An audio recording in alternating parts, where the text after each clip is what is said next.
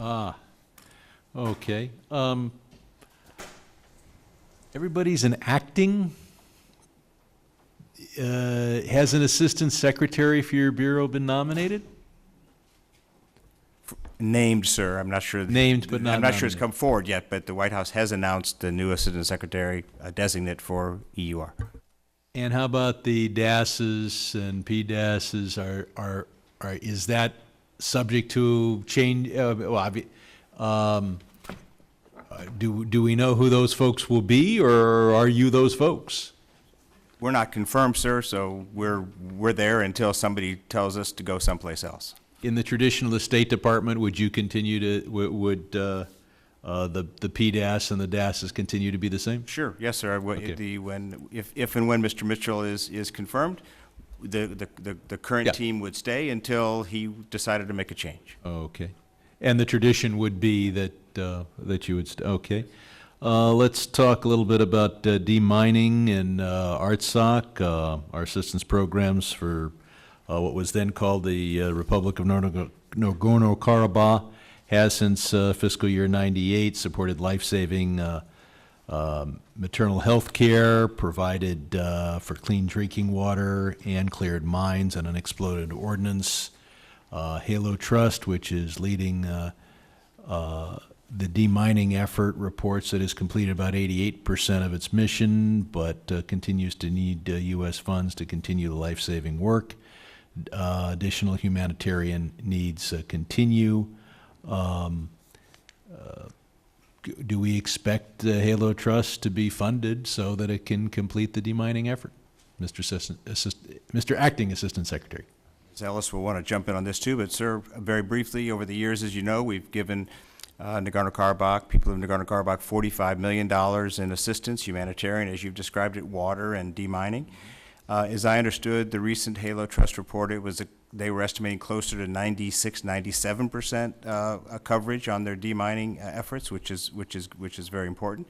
And there was going to be an assessment of that before we made decisions on next steps. Mark, I don't know. And I'll ask the Acting Assistant Administrator.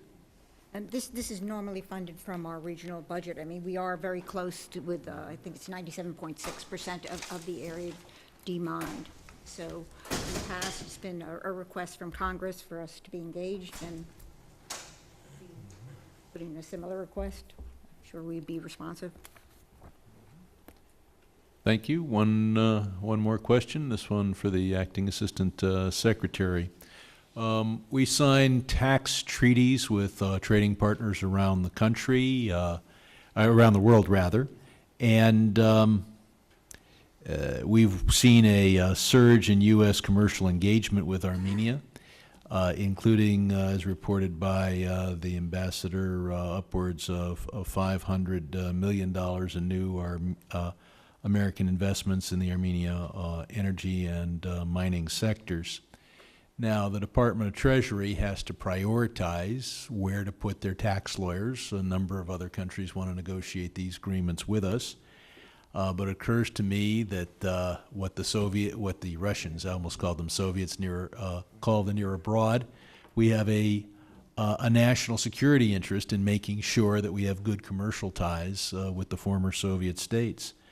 Have you weighed in with the, or do you intend to weigh in with the newly appointed, almost confirmed Assistant Secretary of the Treasury to say that the State Department would give a high priority to negotiating this treaty, especially when the Armenian government has gone on record and said, we'll just start with the American model?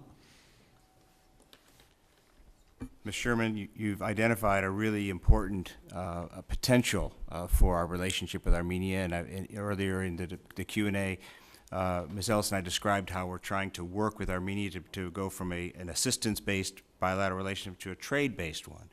And thanks to you and others in Congress and the diaspora, we were able to work with USTR to have a trade and investment framework agreement with Armenia, which is an active dialogue with Armenia now with USTR that covers a whole range of trade and investment issues. So that was a very important step in the process.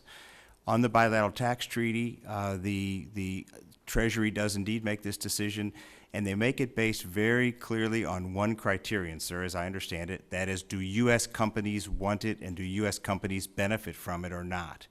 And the assessment that they've received so far from U.S. I assure you that they're allowed to also consider whether the State Department thinks it's in our national interest, and I hope very much they hear from you, but I know they're going to be hearing from some major American companies as well. And just the hold of the agreement from the Soviet Union still works and companies still use it, but we do have under active consideration a bilateral one, sir. Thank you. Look forward to working with you, and I yield back.